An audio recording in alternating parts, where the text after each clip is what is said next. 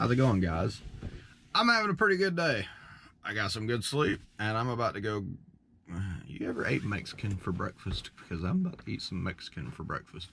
This place that I stay at is in right outside of Chattanooga. I called it my halfway point in my last video, but it really is my halfway point. I stay at a Walmart Supercenter in Tiftonia. Did I say Chattanooga, Georgia? Chattanooga, Tennessee. Anyway, I stay at a Walmart. They allow truck parking, and in this Walmart parking lot, they have a Mexican restaurant, they have a Chinese restaurant, they have some sort of, I don't even know what restaurant. Then they have a Jack's, and then they have a Logan's Roadhouse. Yeah, there's plenty of stuff to eat to, you know, I'm not just eating truck stop food all the time. So I like Mexican food, and I'm gonna go grab me some Mexican food. Hey guys, I'm back in the truck and I'm about ready to go. We're gonna head on up to Russellville, Kentucky, go to Logan Aluminum, and just go ahead and jump to that and kind of show y'all guys how I do the unloading process up there. So I want to go ahead and tell you that I did that editing last night on that video. It's already live if you're watching this. Well, if you're watching this one's live too. But I did the editing on that video, and I realized that that was a 23-minute video, and I just want to keep it down to like 10 to 15 minutes. So I will probably be trying to keep it to like just daily vlogs from here on out. I thought that I wouldn't have enough content doing the stuff that I do daily to do one day at a time, but it actually worked out to where I could see that I could do just a daily vlog and keep it around 10 to 15 minutes, which is what I want. So I'm gonna, you know, get through my pre-trip and everything like that, and I will see y'all in Russellville. So I have made it to Logan Aluminum up in Russellville, Kentucky, and we're going to be unloading this load, and I'm actually going to take you guys with me on this, so hope you have a good time. It's kind of chilly out. Well, it's got a lot of wind out right now, so I'm going to be putting on a jacket real quick, and I will see you outside. So the thing about unloading here is you got to have the tarp off, and you want to have most of the securement off except for 2 straps. That way when you get back there, all you got to do is take 2 straps off. That's the way they want you to do it here.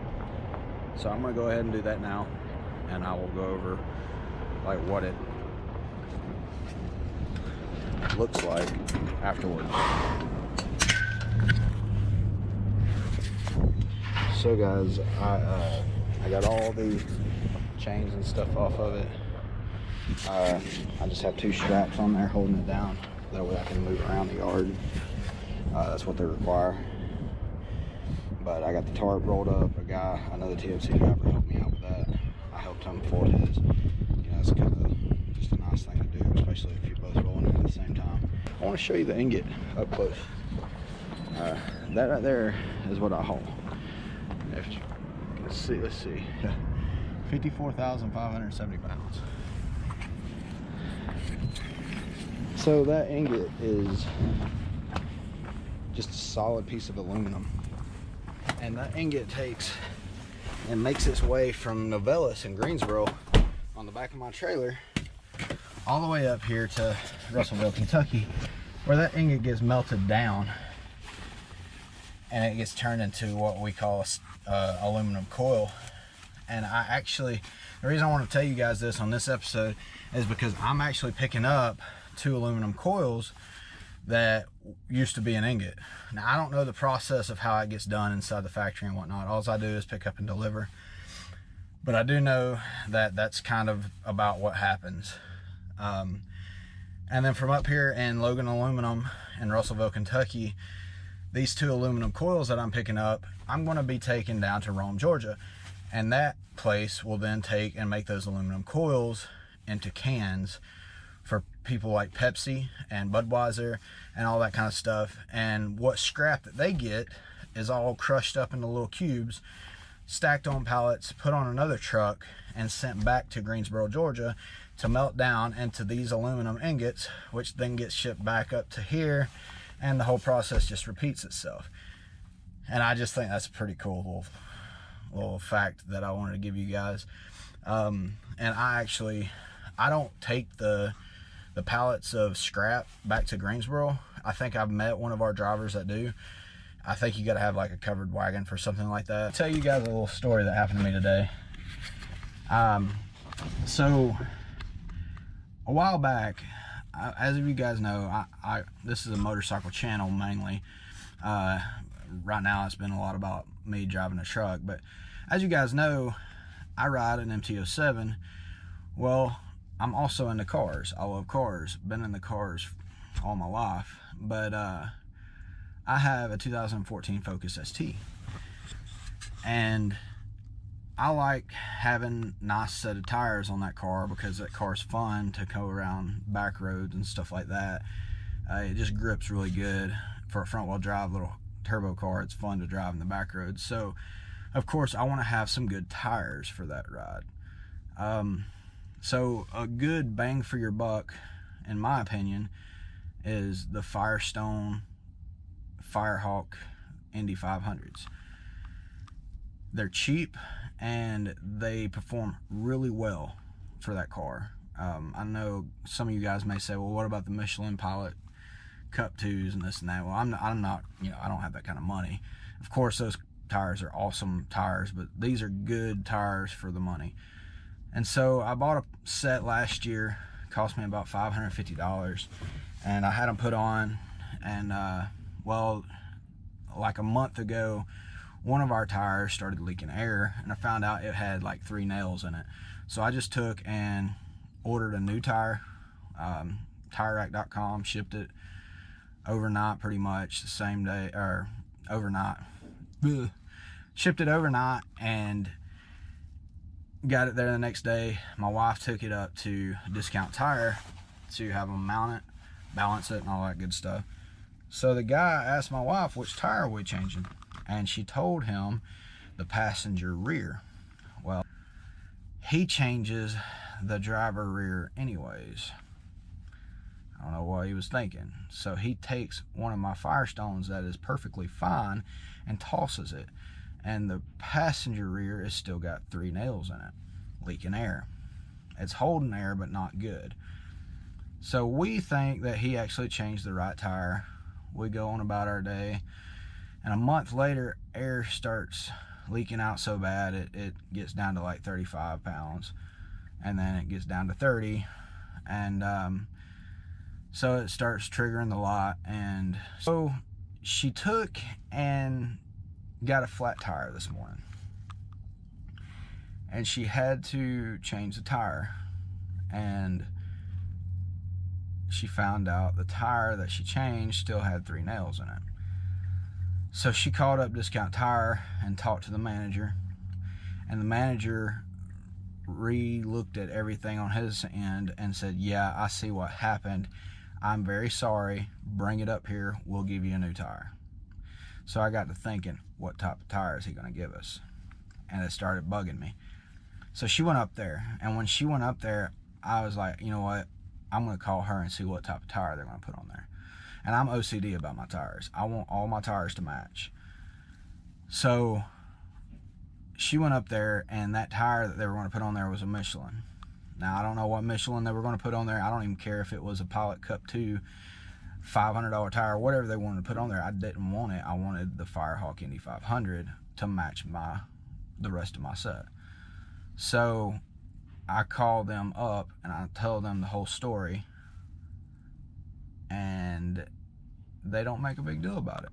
They were very, very nice about the whole situation, and they fixed my wife up with a used tire and special ordered me a Firestone Indy 500 tire, and is putting a brand new tire on that car.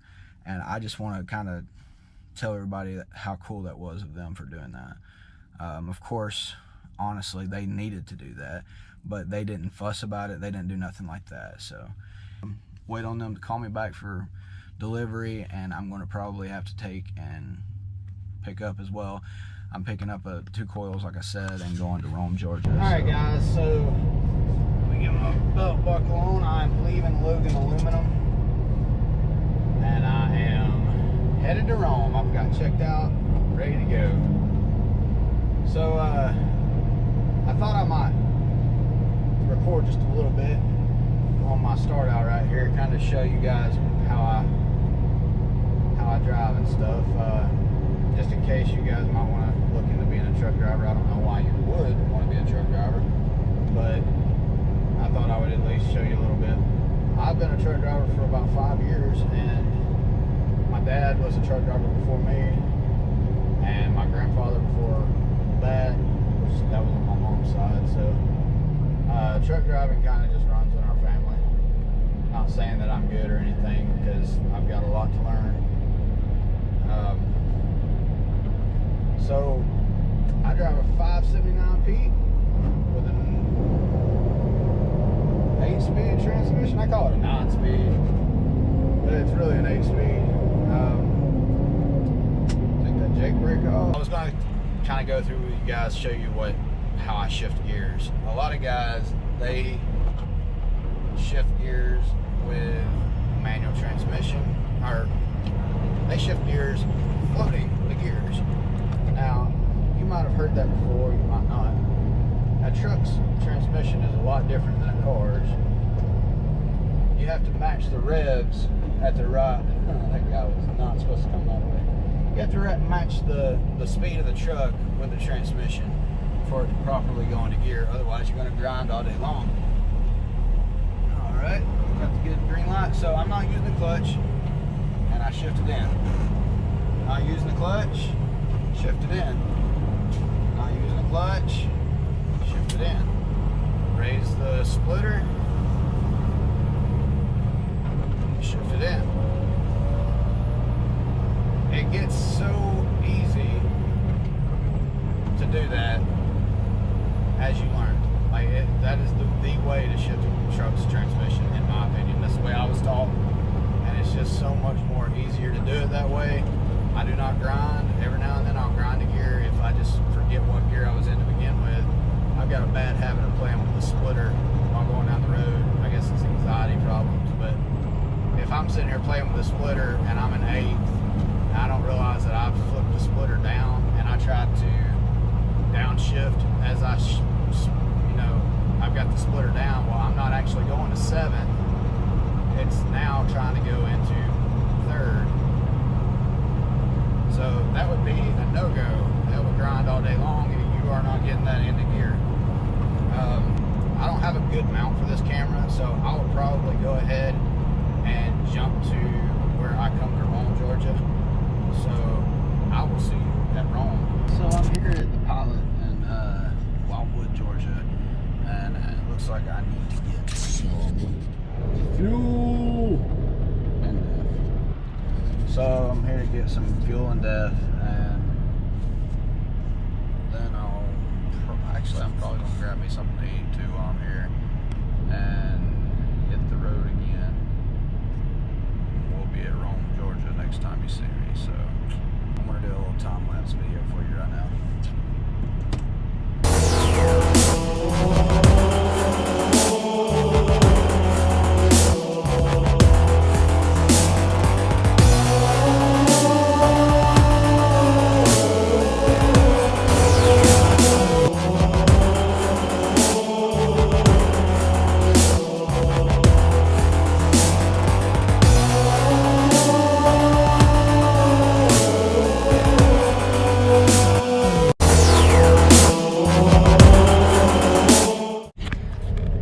So it's time to get some food.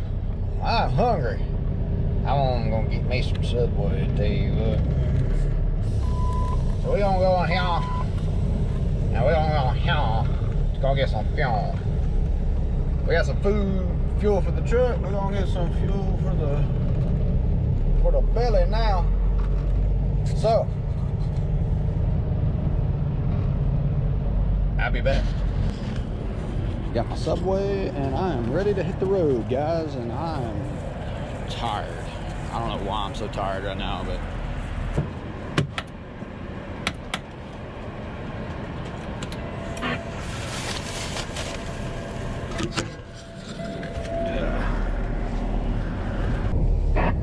I had to get some coffee instead of just getting water right now. I mean, I've been drinking water all day. I need some coffee.